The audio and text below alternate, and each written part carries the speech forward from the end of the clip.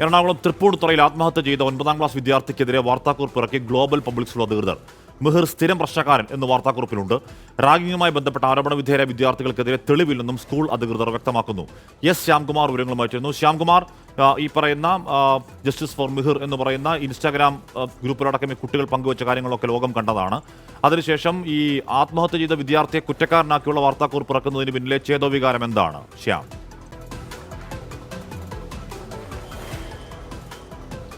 ഹാഷ്മി, തീർച്ചയായും ആ സ്കൂള് ചെയ്തിരിക്കുന്ന ഏറ്റവും വലിയ ക്രൂരതയാണ് അപ്ഡേറ്റഡ് എന്നുള്ള രീതിയിൽ പുറത്തിറക്കിയ വാർത്താക്കുറിപ്പ്. കാരണം ഒരു കുട്ടി അവിടെ ആ സ്കൂളിൽ പഠിച്ചുകൊണ്ടിരിക്കുക ആത്മഹത്യ ചെയ്യുന്നു.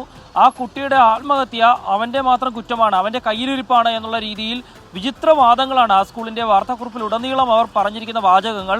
അതിൽ തുടക്കത്തിൽ പറയുന്നു ആ കുട്ടി മുൻപ് പഠിച്ചിരുന്ന സ്കൂളിൽ നിന്ന് TC നൽകി വിട്ടപ്പെട്ടയാളാണ്, അവിടെ ഒരു പെൺകുട്ടിയുമായിട്ട് ചില പ്രശ്നങ്ങളുണ്ടായിരുന്നു. രണ്ടാമത് പറയുന്നു ആ കുട്ടി കൂട്ടുകാരുമായി ചേർന്ന് ആ സ്കൂളിൽ സംഘർഷമുണ്ടാക്കി. അങ്ങനെ ഒരു കുട്ടി ആത്മഹത്യ ചെയ്ത ശേഷവും അവനൊരു സ്ഥിരം പ്രശ്നക്കാരനാണ്, കുഴപ്പക്കാരനാണ് എന്ന് വരുത്തി തീർക്കുകയും തങ്ങളുടെ സ്ഥാപനം എല്ലാം കൊണ്ടും മികച്ചതാണ് എന്ന് വരുത്തി തീർക്കുകയും ചെയ്യുന്ന ഒരു മനോഭാവമാണ് സ്കൂൾ അധികൃതർക്കുള്ളത്. ആ കുട്ടിയുടെ രക്ഷിതാക്കൾ ഉന്നയിച്ച പ്രധാനപ്പെട്ട ഒരു പരാതി തന്നെ ആ കുട്ടി അവിടെ മരിക്കുന്നതിന് മുൻപ് നേരിടേണ്ടി വന്ന പീഡനങ്ങളെക്കുറിച്ചും ക്രൂരതകളെക്കുറിച്ചുമാണ്.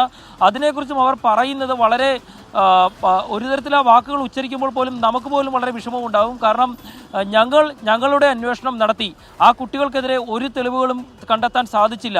അതുകൊണ്ട് ആ കുട്ടികൾക്കെതിരെ നടപടിയെടുക്കാൻ സാധിക്കില്ല. അവരുടെ പ്രായം പരിഗണിക്കണം. ഏത് തരത്തിലാണ് അവരിവിടെയുള്ള ഒരു സിസ്റ്റത്തെ തന്നെ വെല്ലുവിളിക്കുന്നത് എന്നുള്ളതാണ്. പോലീസും പൊതുവിദ്യാഭ്യാസ വകുപ്പും അന്വേഷണം നടത്തുന്ന ഒരു പരാതിയിലാണ് അതിനു മുൻപ് ഒരു സ്വകാര്യ സ്ഥാപനം വിധി കൽപ്പിച്ച് ആ പരാതിക്കാർ, ആ കുട്ടിയുടെ രക്ഷിതാക്കൾ കുറ്റക്കാരാണ് എന്ന് ആരോപിച്ച ആളുകളെ കുറ്റവിമുക്തരാക്കുകയും അത് വാർത്താക്കുറിപ്പിലൂടെ പ്രസിദ്ധീകരിക്കുകയും ചെയ്യുന്നത്. ആ കുട്ടിയെ അവിടെ ഏതൊക്കെ രീതിയിൽ ഷെരീഫ്, ഈ വാർത്താക്കുറിപ്പ് നിങ്ങൾ കണ്ടിരുന്നോ? ആത്മഹത്യ ചെയ്ത മിഹിർ നിങ്ങളുടെ അനന്തരവൻ അല്ലെങ്കിൽ മിഹിർ എന്ന് പറയുന്ന വിദ്യാർത്ഥി സ്ഥിരം പ്രശ്നക്കാരനാണെന്ന് വരുത്തി തീർക്കാൻ, അല്ലെങ്കിൽ ഇവർ റാഗ് ചെയ്ത കുട്ടികളൊക്കെ കുറ്റക്കാരല്ലെന്ന് വരുത്തി തീർക്കാൻ ഒരു ശ്രമം ആ വാർത്താക്കുറിപ്പിലുണ്ട്. വാർത്താക്കുറിപ്പ് കണ്ടിരുന്നോ ശ്രീ ഷെരീഫ്? വാർത്താക്കുറിപ്പ് ഞാൻ കണ്ടു.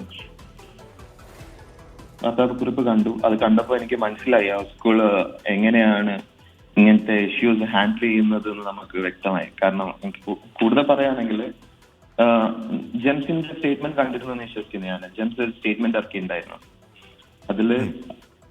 അതിൽ അവർ മെൻഷൻ ചെയ്തിട്ടുണ്ട് മിഹിറിന് TC നമ്മൾ പേരൻസിന്റെ ഇഷ്ടത്തിന് വാങ്ങിയത്, അതായത് നമ്മൾ ഫോഴ്സ് ചെയ്തിട്ടാണ് ആ TC നമുക്ക് തന്നത്. അവര് നമ്മളോട് അവിടെ കണ്ടിന്യൂ ചെയ്യാൻ വേണ്ടി പറഞ്ഞതാണ്, അല്ലാതെ അവര് TC തന്നതല്ല, നമ്മൾ എടുത്തതാണ് TC.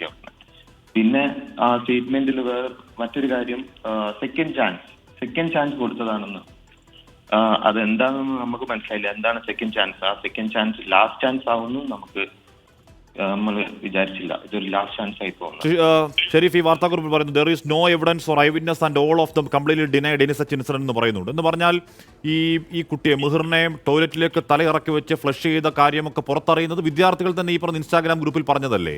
ഞാൻ കണ്ടതാണ് എന്നൊരു വിദ്യാർത്ഥി പറഞ്ഞ കാര്യമൊക്കെ ഇൻസ്റ്റാഗ്രാം ഗ്രൂപ്പിൽ തെളിഞ്ഞതല്ലേ? അപ്പോൾ സ്കൂളിന്റെ ഭാഗത്ത് കുറ്റമില്ല എന്ന് സ്ഥാപിക്കാൻ വേണ്ടി സ്കൂൾ പരിശോധന നടത്തിയാൽ ഇതൊന്നും തെളിയില്ല. അതല്ലാതെ ഒരു അന്വേഷണമാണ് അവിടെ വേണ്ടത്. ശ്രീ മുഹമ്മദ് ഷെരീഫ്. അതെ, അതായത് ഈ സ്കൂളിൽ ഇതിനു മുമ്പും ഇങ്ങനത്തെ പ്രശ്നങ്ങൾ ഉണ്ടായിട്ട് അവർ ഇത് ഇങ്ങനെ തന്നെയാണ് ഹാൻഡിൽ ചെയ്തത് എന്ന് നമുക്കറിയാം. മാത്രമല്ല ഈ സ്കൂളിൽ ഈ ബുള്ളിങ്ങും ഈ റാഗിങ്ങും സഹിക്കാൻ വയ്യാതെ അവിടുന്ന് പോയ കുട്ടികൾ നമ്മൾ കോണ്ടാക്ട് ചെയ്തിട്ടുണ്ട്. അത് അവര് 1 or 2 days അവരത് പുറത്തു പറയും. പിന്നെ ഇങ്ങനത്തെ ഇഷ്യൂസ് ഇതിനു മുമ്പ് അവിടെ ഉണ്ടായിട്ടുണ്ട്. പിന്നെ എനിക്ക് പറയാനുള്ള വേറൊരു കാര്യം എന്താണെന്ന് വെച്ച് കഴിഞ്ഞാൽ അവർ സ്പെഷ്യൽ അഫിഡവിറ്റ് സൈൻ ചെയ്ത് വാങ്ങിയിട്ടുണ്ടായിരുന്നു എന്ന് അതിൽ മെൻഷൻ ചെയ്തിട്ടുണ്ട്. സ്പെഷ്യൽ അഫിഡവിറ്റ് എന്ന് നമുക്കറിയില്ല. നമ്മൾ എല്ലാ നോർമൽ അഡ്മിഷൻസിലും എല്ലാ സ്റ്റുഡൻസിനും സൈൻ ചെയ്ത് കൊടുക്കുന്ന അഫിഡവിറ്റ്സ് ആണ് നമ്മളോട് സൈൻ ചെയ്യാൻ പറഞ്ഞിട്ടുള്ളത്. അതാണ് നമ്മൾ സൈൻ ചെയ്ത് കൊടുത്തിട്ടുള്ളത്. അതിൽ സ്പെഷ്യൽ അഫിഡവിറ്റ് എന്നൊന്നും എവിടെയും മെൻഷൻ ചെയ്തെന്ന് നമുക്കറിയില്ല. പിന്നെ ഒരു കുട്ടി അല്ലെങ്കിൽ ഒരാൾ മരിച്ചു കഴിഞ്ഞു കഴിഞ്ഞാൽ അയാളോട് എങ്ങനെ അറ്റ്ലീസ്റ്റ് അയാളോട് കാണിക്കേണ്ട റെസ്പെക്ട് എങ്കിലും ഒരു സ്കൂൾ പഠിക്കണം, എങ്ങനെയാണ് അത് കാണിക്കേണ്ടത് എന്നുള്ളത്. എനിക്ക് തോന്നുന്നത് അവര് ജെംസ് സ്കൂളിന്റെ അടുത്തുനിന്ന് പഠിക്കണം. ആ ജെംസ് സ്കൂളിന്റെ സ്റ്റേറ്റ്മെന്റ് നോക്കിക്കഴിഞ്ഞാൽ നമുക്ക് മനസ്സിലാവും കുറച്ചും കൂടി അവർ കാര്യങ്ങൾ കുറച്ചും കൂടി ബെറ്റർ ആയിട്ടാണ് ഹാൻഡിൽ ചെയ്തിട്ടുള്ളത്. എന്താണ് ഇവർ ചെയ്യുന്നത് എന്നുള്ളത് ഇവർ ശരിക്കും ആലോചിക്കണം. എനിക്ക് തോന്നുന്നത് കുറച്ചും കൂടി ഒരു ബെറ്റർ PR വെച്ചിട്ട് വർക്ക് ചെയ്യുന്നത് നന്നായിരിക്കും ഈ ഗ്ലോബൽ സ്കൂൾ. ശ്രീ മുഹമ്മദ് ഷെരീഫ്, ഇത് നേരത്തെ മിഹിർ പഠിച്ച സ്കൂളിലെ ആ സ്കൂളിനെ പറ്റി പരാതി പറയുന്നു മിഹിറിന്റെ അമ്മ. ആ സ്കൂളിന്റെ വൈസ് പ്രിൻസിപ്പലിനെ ആ സ്കൂൾ സസ്പെൻഡ് ചെയ്യുന്നുണ്ട്. ആ സ്കൂളിന്റെ വൈസ് പ്രിൻസിപ്പലിന്റെ ഭാഗത്ത് തെറ്റുണ്ട് എന്ന് കണ്ടെത്തലിന്റെ അടിസ്ഥാനത്തിലാണ് സസ്പെൻഷൻ. അത് മാത്രമല്ല, വൈസ് പ്രിൻസിപ്പലായിരിക്കുന്ന ഈ പറയുന്ന എന്താണ് ബിൻസ് അഹമ്മദോ എന്ന് പറയുന്ന ആൾ MBA കാരനാണ്. MBA കാരൻ എങ്ങനെയാണ് വൈസ് പ്രിൻസിപ്പലായിരിക്കാൻ കഴിയുക, അധ്യാപകനായിരിക്കാൻ കഴിയുക എന്ന ചോദ്യമൊക്കെ അവിടെ നിൽക്കുന്നുണ്ട്. അപ്പോൾ അവിടെ ആദ്യം പഠിച്ച സ്കൂളിൽ എന്താണ് സംഭവിച്ചതെന്ന് എന്നതിനെക്കുറിച്ച് ക്ലാരിറ്റി ഉണ്ട് എന്നിരിക്കെ അത് വീണ്ടും ഈ വാർത്താക്കുറിപ്പിലേക്ക് എഴുതി ചേർക്കണമെങ്കിൽ മരിച്ചതിന് ശേഷവും മിഹിർ എന്ന് പറയുന്ന വിദ്യാർത്ഥിയോട് ആ സ്കൂളിനുള്ള പക എത്രത്തോളം വലുതാണ് ശ്രീ മുഹമ്മദ് ഷെരീഫ്? അതെ, അത് മിഹിറിനോട് മാത്രമല്ല ഞാൻ പറയുന്നത്, മിഹിറിനോട് മാത്രമല്ല, ആ സ്കൂളിൽ ഇതിനു മുമ്പ് ഉണ്ടായ ഇൻസിഡൻസും അവർ ഇങ്ങനെ തന്നെയാണ് ഹാൻഡിൽ ചെയ്തിട്ടുള്ളത്.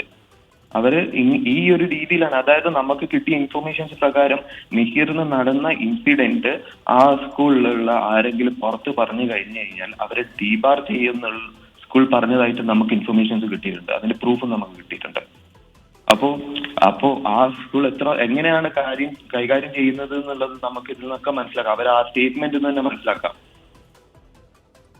Okay, thank you Muhammad Sharif. എന്തായാലും ആ പോരാട്ടം തുടരൂ. ഈ സ്കൂളിൽ നിന്ന് എന്തായാലും മിഹിറിന് നീതി കിട്ടും എന്ന് പ്രതീക്ഷിക്കേണ്ട. അവരന്വേഷിച്ചാൽ ഒന്നും കണ്ടെത്തില്ല. കാര്യം അവരുടെ സ്കൂളിന്റെ റെപ്യൂട്ടേഷൻ ബാധിക്കുന്നതാണ്. അവരെയും ആ അർത്ഥത്തിൽ കുറ്റം പറയാൻ കഴിയില്ല. പക്ഷേ ഇത്തരത്തിൽ ക്രൂരമായി റാഗ് ചെയ്ത ഈ വിദ്യാർത്ഥികളെ കുട്ടി മരിച്ചതിന് ശേഷവും എന്താണ് F വേർഡൊക്കെ ഉപയോഗിച്ചുകൊണ്ട് വൃത്തികേട് പറഞ്ഞ ആ കുട്ടികൾക്കെതിരെ മാതൃകാപരമായി എന്തെങ്കിലും നടപടി എടുത്തിരുന്നെങ്കിൽ ആ സ്കൂളിന്റെ റെപ്യൂട്ടേഷൻ ഉയരുമായിരുന്നു. ഇത് അങ്ങനെയൊന്നും ഉണ്ടാവുന്നില്ലെന്ന് മാത്രമല്ല, മരിച്ച കുട്ടിയെ വീണ്ടും അപമാനിക്കുകയാണ് വാർത്താക്കുറിപ്പിലൂടെ ഈ പറഞ്ഞ ഗ്ലോബൽ പബ്ലിക് സ്കൂള്.